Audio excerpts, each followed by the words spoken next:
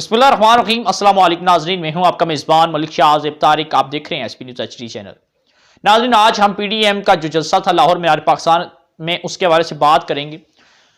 क्या किस तरीक़ेकार से शेख साहब ने, वफाकी वज़ीर दाखिला जनाब शेख रशीद अहमद साहब ने किस तरह आज PDM के गुब्बारे से हवा निकाल दी।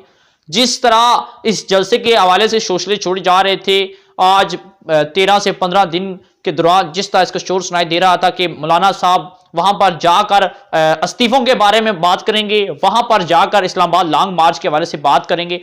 और आज मौलाना फजलुर रहमान साहब ने आज जितनी भी बातें की वो सब के सब हवा में उड़ा दी। आखिर इसकी खास वजह क्या है, और आखिर जिस तरीकेकार का ही पावर शो कर रहे थे, जिस तरह 2014 में इमरान खान साहब ने लाहौर मीनार पाकिस्तान में जलसा किया, जिस तरह जो साबक वज़ीर आज़म हैं मोहतरमा बेनज़ीर भुट्टो शहीद, जिन्होंने लाहौर मीनार पाकिस्तान में जलसा किया, जिस तरह दीगर बड़े सियासी लीडरान जलसे किया करते थे, आज इस तरह मौलाना फजलुर रहमान साहब का जो जलसा था, यह सिर्फ और सिर्फ एक आम जलसा था। जिस तरह ये मुख्तलिफ शहरों में जलसे करते आ रहे हैं, ये कोई तारीखी जलसा नहीं था जिसमें कोई देखा जाए कोई 40 से 50 लाख या 1 करोड़ की जायद वो अवाम को इकट्ठा करने में मुकम्मल तौर पर नाकाम हुए। कम अज कम मैं समझता हूं कि वहां पर इतनी आबादी थी कि वो सिर्फ और सिर्फ खताब कर सकते थे, उन्होंने अपना कोई मौक़िफ़ पेश ना किया। नाज़रीन, आखिर वजूहात क्या है कि इससे पहले जितने भी जो जलसे होते थे उसमें एक बड़ा जोश और जज्बा होता था PDM के अंदर। अवाम जो है वो तवक्कुआत से ज्यादा वहां पर पहुंच जाती थी। और आज लाहौर मीनार पाकिस्तान का इतना बड़ा जलसा, आखिरकार वहां पर अवाम इस तरह ज्यादा क्यों ना पहुंची। दो टॉपिक पर हम बात करेंगे। देखें कि सबसे पहली बात यह है कि जो साबिक वज़ारत दाखिला थे, वो अक्सर जो है वो हुकूमती पॉलिसी ये थी कि जगह जगह कंटेनर लगाए जाते थे, अवाम के ऊपर लाठी चार्ज किया जाता था, जालों के ऊपर मतवालों के ऊपर लाठी चार्ज किया जाता था, उन्हें उनकी गिरफ्तारियां की जाती थी जलसों से पहले, उनके जलूसों में रुकावटें डाली जाती थी, जिस वजह से उसका शोर जो होता था वो दूर दूर तक सुनाई देता था कि यार वहां के जो हालात हैं, उस शहर के जो हालात हैं, वो मैदान जंग का मंजर पेश कर रहे हैं। इस वजह से क्योंकि आज कुछ ना कुछ PDM ने एक धमाकेदार कोई अपडेट देनी है और उन्हें कोई इतना बड़ा कदम उठाना है कि जिस तरह इक़्तिदार हुक्मरान जो जमात है वो गिर जाएगी। और जिस वजह से लोग अपने घरों से जोक निकलते थे और जलसों का रुख करते थे। आप जरा देख लें, मुल्तान में जो जलसा हुआ था कासम पार्क के बाहर, वहां पर इजाजत जलसे की नहीं दी गई थी। वहां पर 3 दिन पहले ही बार के ताले तोड़े गए थे। वहां पर मौलाना साहब जब पहुंचे तो उन्होंने कंटेनर के ऊपर खड़ा होकर, मरियम नवाज साहिबा, बिलावल भुट्टो, मौलाना फजलुर रहमान ने कंटेनर के ऊपर खड़े होकर जलसा किया था। और अवाम का जो जमे गफीर था वो दूर दूर तक दिखाई दे रहा था। पहाड़ियों के ऊपर लोग खड़े होकर जलसा सुन रहे थे। ठीक है, उसके बाद उन्होंने ऐलान किया कि लाहौर मीनार पाकिस्तान का हम ऐलान करते हैं। अवाम वहां पर पहुंची 13 दिसंबर को। आज हुआ क्या, 2 दिन पहले इमरान खान साहब की वफाकी काबीना में बड़ी तब्दीलियां हुई, जिसमें जो शेख रशीद साहब थे, इससे पहले रेलवे की वजारत उनके पास थी, उन्हें रेलवे की वजारत से हटाकर उन्हें वफाकी वजीर दाखिला यानी कि वजारत दाखिला का कलमदान दे दिया गया। इस वजह से कि वो PDM को बड़ी अच्छे तरीके से डील करें, क्योंकि शेख साहब एक मंजे सियासतदान हैं, हर हुकूमत के साथ उनकी अटैचमेंट रही है।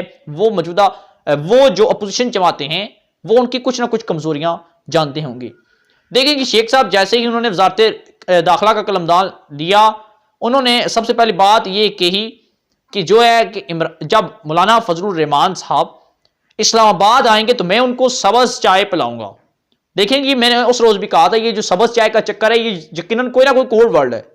ठीक है, जो मौलाना फजलुर रहमान साहब समझ चुके थे। ठीक, अब दूसरी बात यह है कि इस जलसे में इनकी नाकामी क्यों हुई PDM की, कि उतना बड़ा जो जमे गफीर था वो ना शो कर सके, पावर शो ना कर सके। आज का जो जलसा था यकीनन एक नाकाम जलसे की सूरत में सामने आया है, जिसके चर्चे आज इलेक्ट्रॉनिक मीडिया, सोशल मीडिया और दीगर जितने भी सोशल अकाउंट हैं उनके ऊपर अवाम का जो शोर है वो सुनाई दे रहा है। शेख रशीद साहब ने कोई कंटेनर नहीं लगाए, उन्होंने यहां तक की इजाजत दे दी कि इंतजामिया को कोई गिरफ्तारी ना की जाए, इनके जलसे में किसी किस्म की रोक रुकावट ना की जाए। ठीक है, जलसे की उन्होंने अपनी तरफ से भरपूर तरीके से इनको इजाजत दे दी थी। देखें कि अगर आज भी कंटेनर लगाए जाते, आज भी कारकुनान के ऊपर लाठीचार्ज किया जाता, गिरफ्तारियां की जाती, तो यकीनन जिस तरह का माहौल पैदा किया जाता मौजूदा गवर्नमेंट की जानब से, आज लाहौर मीनार पाकिस्तान में जो तादाद होती वो आज के जलसे के, बल्कि इमरान खान ने जो 2014 में जलसा किया था यकीनन उसके बराबर आज की तादाद पहुंच चुकी होती। हो सकता था कि उससे ज्यादा पहुंच चुकी होती, क्योंकि अवाम के जहनों में यह आ जाता कि मौलाना फजलुर रहमान साहब आज हुकूमत आर या पार का जो नारा लगाया जा रहा था, एक धक्का देंगे, आए मीनार पाकिस्तान में आए, वो बातें आज अवाम के जहनों में जो है वो आती, वो मीनार पाकिस्तान का रुख करते, लेकिन कोई रोक रुकावट ना थी।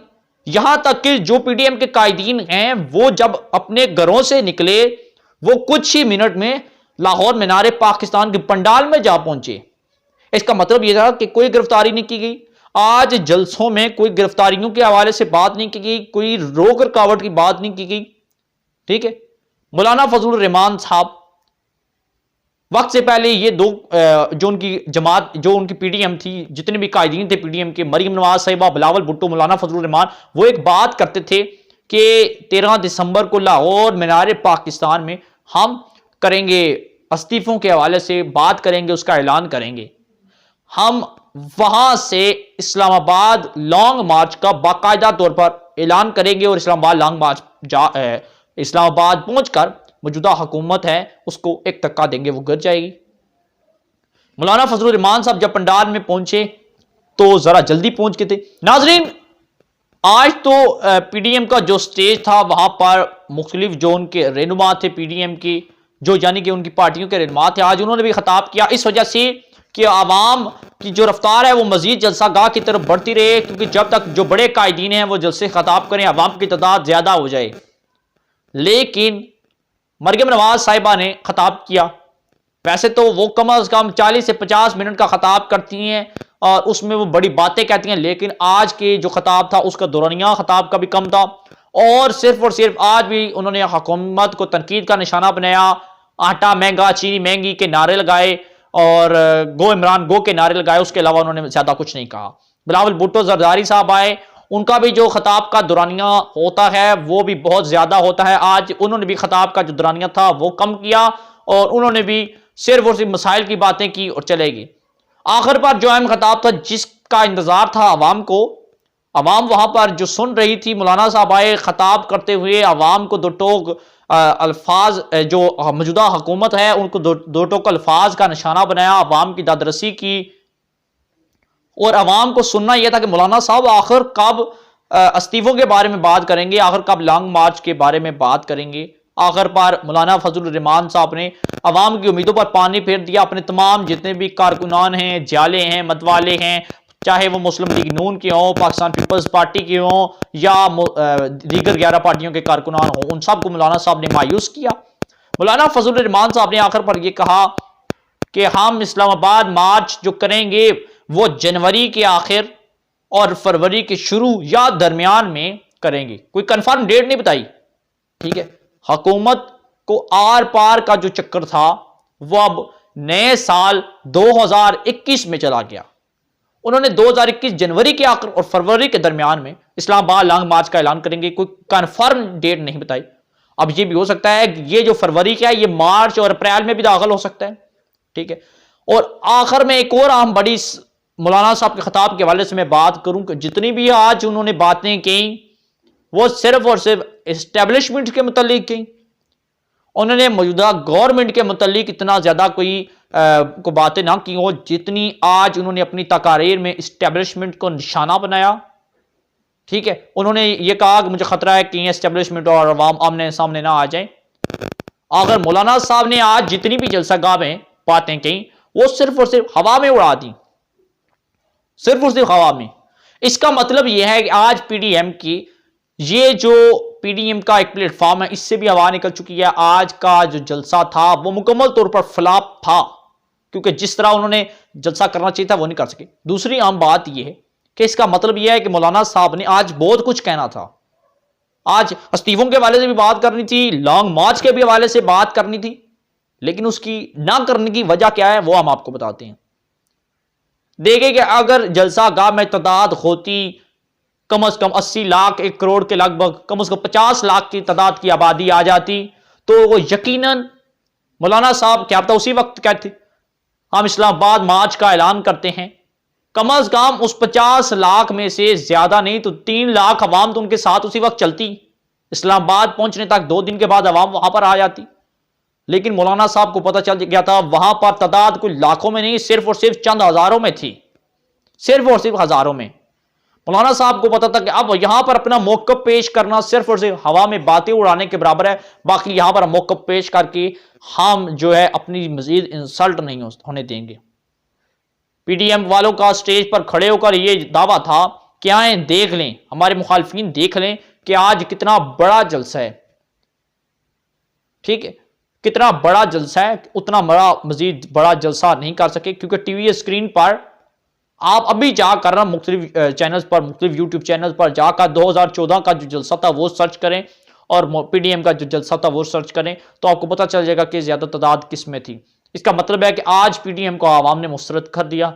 आगे का जो मजीद उनका लाया अमल क्या होगा वो उसके हवाले से अभी तक उन्होंने कोई मुकम्मल आवाम को कन्फर्मली नहीं बताया। सबसे उनका बड़ा नुकसान ये है कि उन्होंने अभी तक आवाम को एतमाद में नहीं लिया। वो ये है कि वो पीडीएम अपना रास्ता जो है वो चेंज करती हुई नजर आ रही है। पीडीएम को पता चल चुका है कि उनके बस में ये काम नहीं है कि वो मौजूदा जो गवर्नमेंट है उसको घर भेज दें। पीडीएम ये जान चुकी है कि आने वाले दिनों में उनके लिए मजीद मुश्किलात का सामना होगा क्योंकि शेख साहब ने एक बड़ी अहम बात की।